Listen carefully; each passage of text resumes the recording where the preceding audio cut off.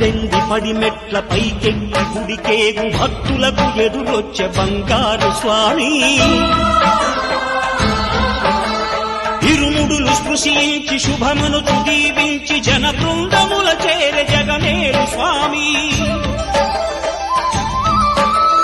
తన భక్తులను నిల్చు తప్పులకు తడబడి ఒక పక్క ఒరిగెన ఓంకారమూర్తి